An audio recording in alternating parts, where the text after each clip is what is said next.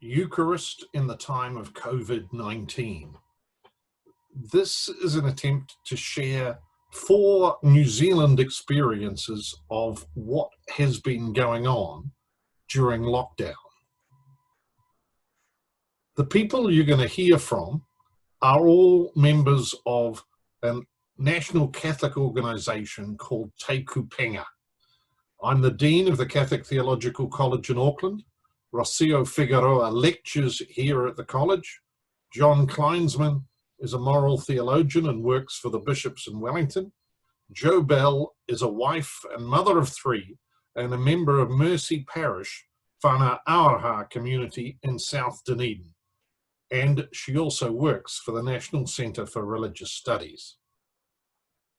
The first experience I'm going to share is mine, of recording a Mass for the Diocese of Auckland. I'm a Marist priest, and my bubble under lockdown is a community of 3 of us, 3 priests. At present, we're not able to celebrate public Masses, but we do continue celebrating the Eucharist and the Liturgy of the Hours as a community. It sort of feels like we're praying for the whole church. The diocese asked if we could record some weekday Masses. We normally had 4 or 5 days notice, and this was to be part of a series by the diocese where they were putting up a different Mass each day. We rearranged our chapel, experimented with various angles. Kevin Murphy had a tripod. I took a bracket from my car and mounted my cell phone to record the Mass. On one occasion, we had to repeat the entire liturgy because the first time up, the phone did not have enough memory space available. We decided the best arrangement was with only the celebrant visible and another community member off camera saying the responses. We aimed for 20 minutes duration, a simple weekday Eucharist with no frills, but put a bit of work into the homily. The recording was then emailed to Sister Shan, who edited the video, added a title page, and then uploaded it to both the diocesan website and the bishop's Facebook page for the appropriate day.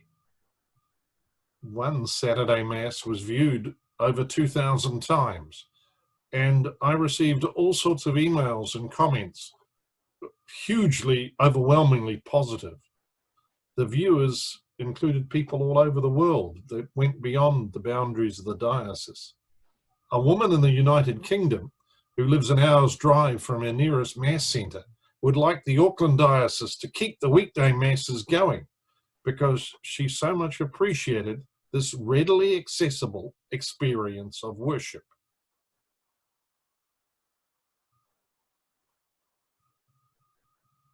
That's my story. And now I present to you Jo Bell and the story of a South Dunedin parish. Tēnā koutou katoa, ko Jo Bell toku ingoa. During the lockdown, I've been sharing my bubble with Dean, my husband, my 3 children, my niece and our dog Bonnie. And I'd like to share with you Whana Aroha's experience of Eucharist during the lockdown. Just before we went into lockdown, our parish council met and arranged our church to be set up with seats 2 metres apart, with the option of a live link for our Sunday Masses. But within 2 days, our plans were obsolete. And in full lockdown mode, the format of our parish Masses was also turned upside down. From that moment, the shape of our Eucharist developed organically. We made lists of people in our community who could join us from their bubbles, and were inspired to include as many people as possible from our community. Our motivation was to highlight our connectedness in the midst of our isolation. Early in the week, we generate a run sheet and invite members of our community to participate in everything from the welcome to the prayers of the faithful and of course the music. We have shared these responsibilities around, and Phil, our techie, has coordinated the technology using Zoom webinar and YouTube for live screening. To ensure that these live Masses go to plan, we gather for a run through on a Saturday afternoon to iron out any issues with sound and technology. This does not ensure perfection on a Sunday morning, and it's a gentle reminder that a slick production is not our goal. Our goal is to socially experience the shared presence of God and to remind ourselves that that presence of God is everywhere. Our focus from the beginning has been to enable connection in our community.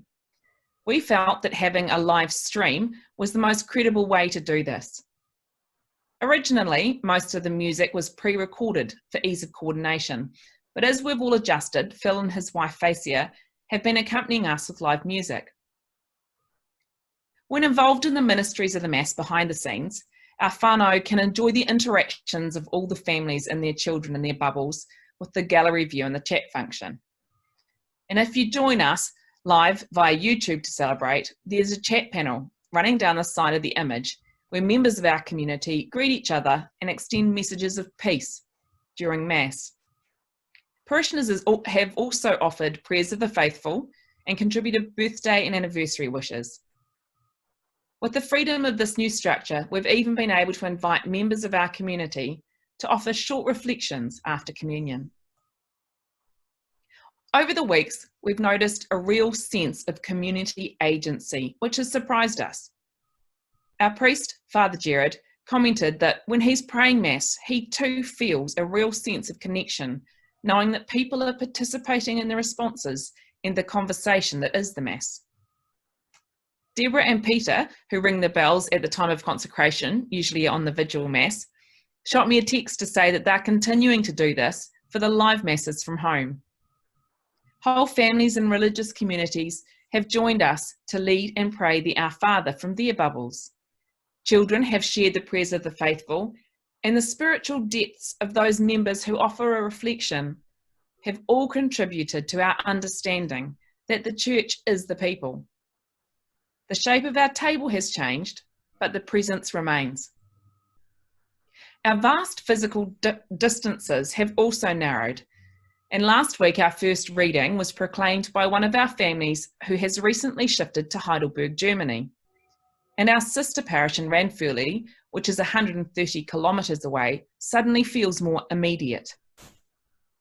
Until this experience, we had been two distinct communities, with only the priest maintaining our bond. But through our shared live Masses, we have families in Ranfurly profess our readings, while families in Dunedin offer our prayers. A huge range of people have been involved, including our school principals and DRSs, and we've invited many from our cultural communities to participate. So far, we've shared a welcome in Tongan, psalms in Samoan and Zulu, and a reflection in Malayalam. An added benefit of posting our Masses to YouTube is that they can be viewed anytime. This opportunity has been used by our parishioners, and the live view numbers can quadruple by the end of the day. One family shared that they celebrate the Mass with their children proclaiming the readings, then their family playing instruments and singing, and for the other parts of the Mass, they use the recorded version. The overriding comment we have received is that it's just so good to see people's familiar faces. Eucharist is about thanksgiving, encounter, and being transformed. It's about knowing presence through our receptiveness to being present. Our human connection is so closely aligns with how we experience God. So to see each other as we celebrate our celebration just feels right. Nō reira, tēnā koutou katoa. Hello, my name is Rocio Figueroa. I am a lecturer at Good Shepherd College, and I have been participating in the Eucharist in the Holy Cross Seminary. Our lives have changed dramatically in these days. Our experience as Catholics also has changed. The anti-coronavirus confinement measures have obliged us to change our liturgical way of doing things. We have not been able to attend Mass as usually. Of course, this is not a normal situation, but perhaps it's good not to concentrate our energies on those things that are missing or that we are missing, but instead try to listen to the Spirit and how He's guiding us to a better comprehension of our Christian life. So Father Brendan, a rector of Holy Cross Seminary, responding to the demand of his family, decided to celebrate a Mass via Zoom and invited all the tenants of Holy Cross Seminary. It was a very small community, but we began the Sunday prayer led by one of our neighbors that played the guitar and sang. We began the celebration, all of us outside our houses, of course, respecting the 2-meter distance. And then we went inside to follow the celebration, each family via Zoom. All of us participated with our responses. The fact that all of us participated in the Mass and that we knew each other created a strong sense of community that perhaps is harder to acquire in a big parish or in big congregations. During Father Brendan, in his homily, invited people to comment on the Gospel.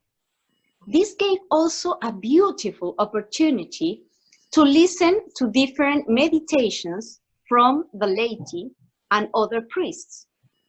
There was a real participation with turns for reading, songs, and commentaries.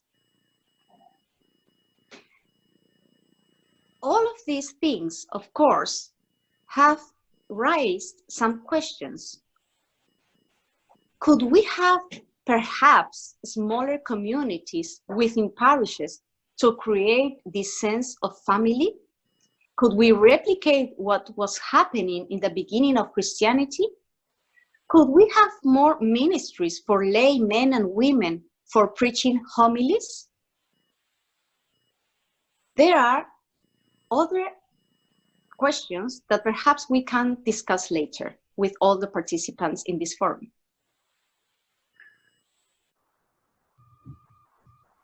Kia ora koutou, ko John Kleinsman toku ingoa.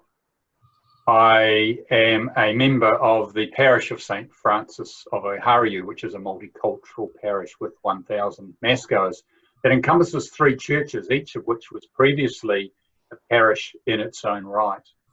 Now, during the lockdown, we did not offer any Zoom masses, although we did offer a host of other online opportunities for prayer, and we provided links to Zoom masses for those who wanted them. My wife Kerry and I turned into a couple of those Zoom masses, but in all honesty, I have to say that putting aside the inspiration we got from the readings and the homily, we were both left with a feeling of dissatisfaction and disconnection. So we took to sharing the scriptures of the day, seated in our lounge with a candle going, and had a very different and a very real and intimate experience of God's presence and our connection to God and to others, family members and others. An experience was brought to mind again, the quote from St. Irenaeus, who wrote that the presence of the Lord in his word is as real as his presence in the Eucharist. I think sometimes as Catholics we forget that. Prior to Monday of this week, when we learned of the altered level 2 rules that would only permit gatherings of up to 10 persons, our parish leadership team, of which I am a member, debated whether we could provide masses safely for up to 100 persons, as well as whether we should. Could we and should we? 2 very different questions. And given that we will undoubtedly face that question again in the near future as we step down to alert level 1 and beyond, I think our discussion remains relevant. And this presentation is a summary of some of the discussions that we've had. Now, a lot of people in our parish simply assume that such masses could and would happen if allowed. And everyone immediately focused on the practical issues: contact tracing, physical distancing, cleaning, hygiene, in particular hygiene around distribution of communion, etc. Important questions. However, there was real doubt expressed amongst our leadership team that we could safely and practically do more than 1 or 2 of these masses. The logistics are not insignificant, and we all know that what is at stake is very, very high. However, the more salient question I think that was raised by some of us was, why would we offer Mass to what would be a minority of our parishioners? It's a pastoral and a theological and a sacramental question, if you like, rather than a pragmatic one. So, for example, who would attend? Who would decide who attended and on what basis? And what about those parishioners who move out? It was clear to me that offering just one Mass or perhaps two would be pastorally divisive, in as much as we would have to deny Mass to a majority of our parishioners. I don't think it's in the spirit of the Eucharist that you have to ration or worse, bid for tickets. I saw a post just this morning where people said basically it'll be first in, first served. That sort of approach is okay for All Black tests or for concerts, not for Mass. Theologically and ecclesiologically speaking, such an arrangement sets up a paradox when we consider that the Eucharist is for all, should be open to all, that Eucharists are meant to be inclusive. For me, it fractures the symbolism of the Eucharist to offer it to some, but not all. That, for me, is problematic. In addition, by putting all of our energy into those one or two Masses, we would fail to meet the needs of many of our most vulnerable parishioners who, for health and other reasons, should not and could not attend such a large celebration. Not to mention the elderly priests we rely on. Now, two ways of addressing this issue have arisen. A serious suggestion from some parishes has been, well, let's just simply multiply the number of Masses, get Father to say more Masses. In our case, that would actually mean having up to 10 Masses. Cardinal John has rightly, I think, squashed that idea. Another suggestion, as discussed by the bishops in their most recent letter, would be to roster attendance, allow people to attend, say, every second week. Well, in the case of a large parish like ours, it would probably have to be every third week. But our leadership team thinks there's another way. Emulate the early Christian communities who met in small house churches. We want to call these small gatherings little churches. Each little church would have up to 10 members. Initially, we thought of organising the little churches to run their own Eucharistic liturgy using the readings of the day. We would devise a system whereby consecrated hosts could be picked up in advance and safely distributed to each little church. People could then receive the real presence by way of communion. Not a bad idea. But, as one of our leadership team referred to it tongue-in-cheek, a bit like drive-through communion, don't you think? That got us thinking a bit more. And then we thought about the Zoom Masses that are happening and the way in which the technology enables real-time participation, as we've just heard from Joe Bell and what's happening in South Dunedin Parish.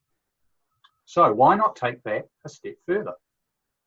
Why not have a priest, along with a member or delegate of each little church, celebrate a real-time Zoom Mass that the little churches would tune into and would participate in? Then, after the Eucharistic prayer, why not send each of the little church delegates back to their respective communities to distribute communion as would normally happen at a regular Sunday Mass?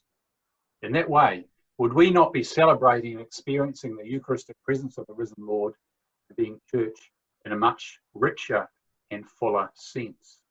And, I dare say, in a much more inclusive sense. So by implementing such an approach, it is envisaged that this particular way of being church will create a sense of prayerful community that, in some spirit-guided way, we hope will extend beyond the end of all alert levels into the very different church of the future. A church that is arguably more sustainable in an era of fewer and older priests, in a time when, as the parish gatherings get larger in number, the opportunities for real community connection become more and more difficult. Perhaps such Eucharistic celebrations during COVID-19 will help us reshape the way we think about and celebrate Eucharistic community into the future. In the spirit of Pope Francis, who, speaking very recently about the current pandemic, described it as a time ripe for new imagination and for allowing the breath of the Spirit open new horizons. Kia ora koutou. Yes, I think effectively this COVID-19 makes us think a lot theologically, because of course virtual presence cannot be compared with real presence. And the fact that we are not able to receive the Eucharist as lay people makes question, okay, what is the Eucharist if we cannot share the bread? And that is why I think John's idea is brilliant, because it rescues the positive elements of what we have been experiences in this way of living the Eucharist, by Zoom, by participation, but at the same time tries to complete what is lacking, that share of the bread. So I think that that's one of the most important elements, that because the share of the bread, the share of the word and the bread makes the Eucharist. And that's what is lacking in these virtual masses. Mm-hmm. Look, it makes me also think about some of the practices in the, I was going to say the normal Sunday Mass. I don't know if there ever will be a normal Sunday Mass again, but in particular, and it happens in our parish all the time, the Eucharistic ministers, at the time when communion is ready to be distributed, the first thing they do is go to the tabernacle to get out the ciborium and start distributing communion from the ciborium. And I think that in a different way is also fracturing the richness and symbolism of what the Eucharist should be. I've thought back in the last few days as I was preparing this about the time when I was in the seminary and how we actually used to bake a loaf of unleavened bread, and it took us back again, that symbolism of seeing the one loaf broken into pieces and then distributed. There is something very strong about that. So yeah, I think within that argument too, there's the where we're placing our focus, and do we place our focus or emphasis on the priest as the transformer or the people who are being transformed? So there's a argument within there as well to look at where as a community we're putting our focus. Yeah, and I think that also this will help us as church, because I think every crisis can be an opportunity. So this can help our church not to be so clericalistic, because in one way we have depended, or more or less, that all the grace comes just through the mediation of the priest. And we forget that we also are priests as lay people, and we participate in the priesthood with the priest. So I think also that's an opportunity to understand that all the community has to participate, that all of us also are important members of the community, and that the sacrament is something that all of us, we make it to. I'm so convinced with those masses that have no participation at all, just that you can see just the priest doing the celebration, and they are just online. I think that creates a problem of Eucharist without people. So can we have a Eucharist without people? Without people of God? Because the sense of the Eucharist and the sense of the mission of the priest is for be to the people, with the people. So perhaps it also can highlight, if we have just masses of priests, it just highlights a very clericalistic way of seeing the sacrament, when there is no sacrament if there is no people of God. So that's why also this arise more questions. Right, I will interrupt and bring this to a conclusion. Thank you to the presenters for these stories and questions. This clip never set out to give the answers, only to open the debate about the Eucharist in the time of COVID-19. We've shared a snippet of the New Zealand experience. We're planning to follow up with a live seminar. So to find out more, look for Te Kupenga on Facebook, subscribe to the Te Kupenga channel on YouTube, and visit the Te Kupenga website.